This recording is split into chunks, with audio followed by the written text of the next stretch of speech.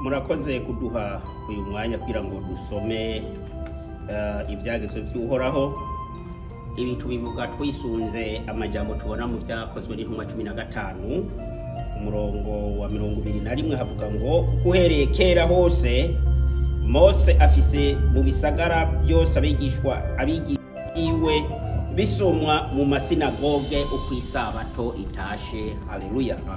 Reka rero tujye ku muriri kugira ngo tubibutse amategeko y'Uhoraho.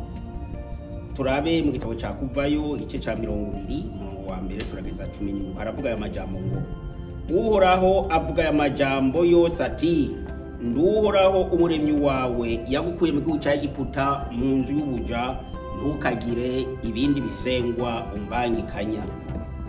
Ntukibazire igishushanyo cyangwa igisa n'ishusho y'ikintu na kimwe kiri hejuru mu ijuru cyangwa hasi ku isi cyangwa mu mazi yo mu biyaga.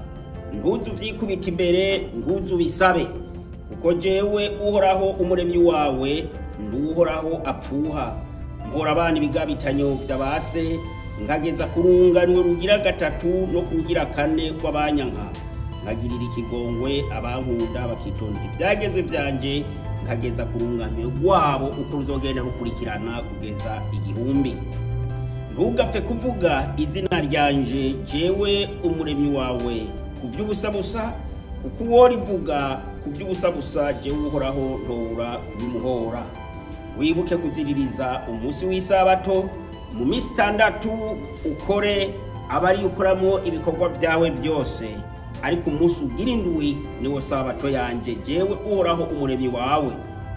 Ntukagire igikorwa na kimwe ukora kuri wowe ubwawe cyangwa umuhungu wawe cyangwa umukobwa wawe cyangwa umugurano wawe cyangwa umuguranokazi wawe cyangwa inka zawe cyangwa uwinyambukira abi wawe, kuko iminsi 6 ariyo jewe Uhoraho naremwe mu ijuru n'isi n'ikiyaga n'ibiri muri byo byose, ngaruhuka ku munsi ugira indwi.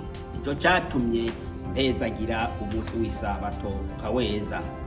Wubahe so na nyoko kugira ngo urambire mu gihugu jewe Uhoraho umuremyi wawe nzoguha.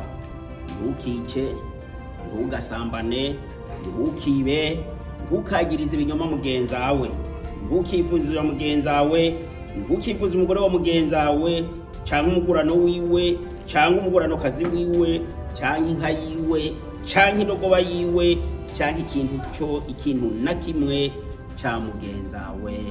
Haleluya. Haleluya. Ayo n'amategeko ya data wa twese mbibukije. Murakoze.